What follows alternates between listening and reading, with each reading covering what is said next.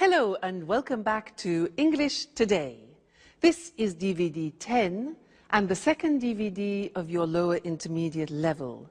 And in this DVD, we'll begin with another 3 episodes of our story, That's Life, followed by our special TV programs where our travel expert will be looking at capsule hotels. And then in our cinema program, we'll be talking about Bollywood. Then in the grammar section, we will study more about the forms will and going to in the future and their uses. We'll also study the past continuous tense and the different uses of the word like. So, I hope you enjoy yourselves.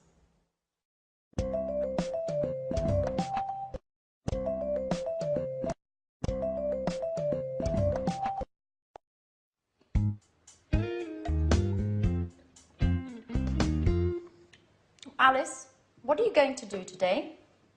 I don't know. Why? Well, I'm going to do some shopping for this evening. Would you like to come along? Hello and welcome back for another English language lesson on your live program. I want to tell you something else about will. Remember that we learned will for snap decisions, like I'll buy it. Well, now I want to teach you another use of will which is very common for predictions. And I want you to watch this situation which is very typical of the use of will. Okay? Great. Good afternoon, ladies and gentlemen, and here is the weather forecast for the bank holiday weekend. In North Scotland, it will be very cold, with outbreaks of snow in the mountains. Temperatures will remain low as a cold front moves across the region. Now, in the north of England, it will be somewhat wet, as rain will move across the region until late into the night. So if you're planning on going walking, will is easy, really. It's just the pronunciation which is difficult.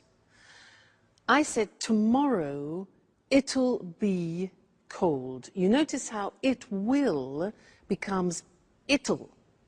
It'll. Strange pronunciation, yeah? So tomorrow it'll be cold. It'll be sunny. It'll be winter. It won't be sunny is the negative. Won't, remember the difference between will not, won't, and want, won't, want. So be careful with that pronunciation. So it'll be sunny and it won't be sunny, you could say, okay?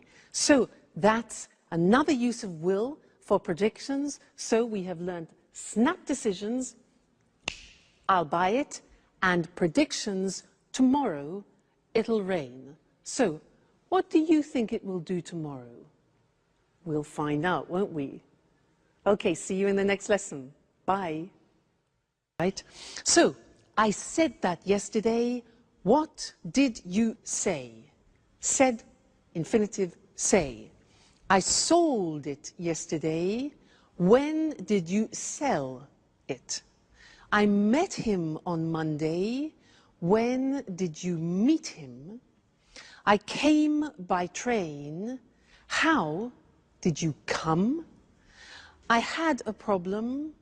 What problem did you have? I bought it in England. Where did you buy it? I found it on the bus. Where did you find it? I thought it was good. What did you think about it? He was at home. Where was he? No auxiliary. I flew by British Airways. How did you fly? I saw the film yesterday. What did you see? I drank some wine. What did you drink? And I took an aspirin. What did you take? Great. You see, it's really just a question of practice. With the irregular past tense verbs, it's a question of memory and familiarizing yourselves with them. It will come with practice. Okay, great. So, see you in the next lesson. Bye.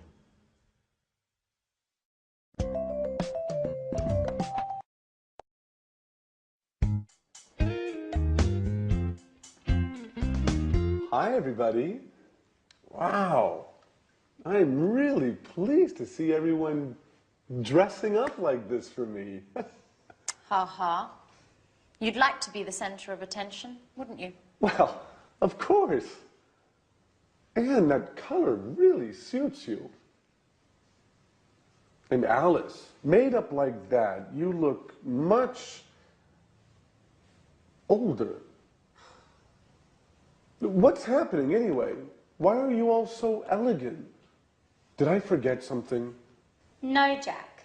We're going out to celebrate with Peter. He's going to play a role in a musical. And he's moving to Japan. To Japan? What does Sharon think about all this? She doesn't know. Anyway, according to Peter, she'll be ecstatic about the idea of moving to Japan. Moving to Japan? What does Sharon have to do with Peter's musical anyway? Well, you know how it is, Jack. When two people are together, they make changes together. And anyway, why do you care if Peter and Sharon move to Japan? Oh, I don't care. But I really don't think that Sharon is going to be happy about moving to Japan. That's what you think. Well, of course, I could be wrong. In any case, it's useless to make guesses. Hey, Jack, do you want to come with us? Not really. Tell Peter I'm sorry, but I don't really feel like celebrating tonight. Well, you don't know what you're missing. Sayonara, Jack.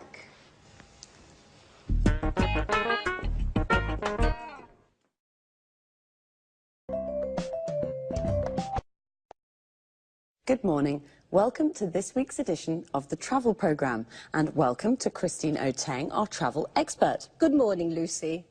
Well, Christine, statistics from the International Tourist Office show that Japan is the in destination at the moment for holidays. That doesn't surprise me. Japan's a fascinating country. Yes, I'm sure it is, but tourists do worry about high prices in Japan. It's true, Japan can be expensive, but there are ways to save money. Visitors can save on accommodation, for example. What do you have in mind? Well, I'm thinking of capsule hotels. There are lots of them in Tokyo and in other Japanese cities. What on earth is a capsule hotel? It's a low-budget hotel. It doesn't have bedrooms. Instead, it has capsules. You sleep in a capsule. This is a plastic box, 2 meters long, 1 meter wide and 1 meter high. Incredible. It sounds like a coffin. Yes, but they're more comfortable than a coffin.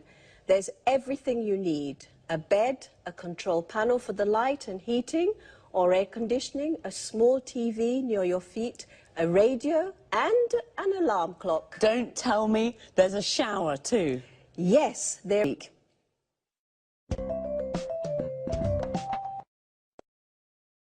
Christine said Japan is the in destination at the moment.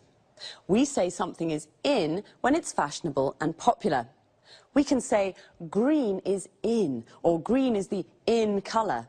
This means that it's a popular colour at the moment. And did you know what a capsule hotel is? I didn't. It's a low-budget hotel with capsules instead of rooms. Low budget means it doesn't cost very much, so a low-budget hotel is cheap accommodation. Remember, accommodation is the place where you sleep. How much does it cost? This is the question you ask when you want to know the price of something. It costs about €25 a night.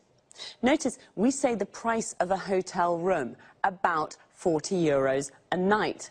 We use about before the price to indicate that it isn't exact. It could cost a little more or a little less. And we say 40 euros a night. This means for one night.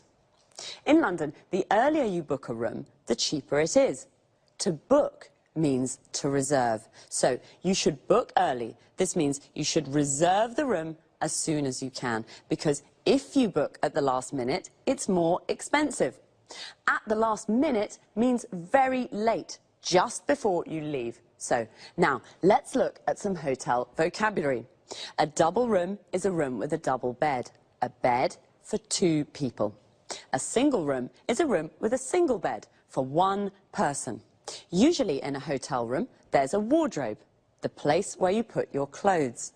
An ensuite bathroom is a private bathroom for your use only. In low-budget hotels, you often have to share the showers and toilet with other guests. Guests are the people who stay in a hotel. To share means that it's not only for you. When it's cold, you use the heating to make a room warm. In summer, when it's hot, you use the air conditioning to make a room cool. That's all for this time. Take care and see you next week.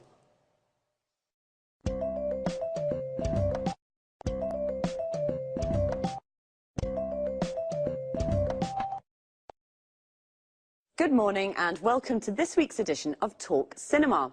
And welcome to Sanjeev Gupta, our cinema expert. Hi Lucy, and hello everyone. Well, Sanjeev, what are we talking about today? Bollywood.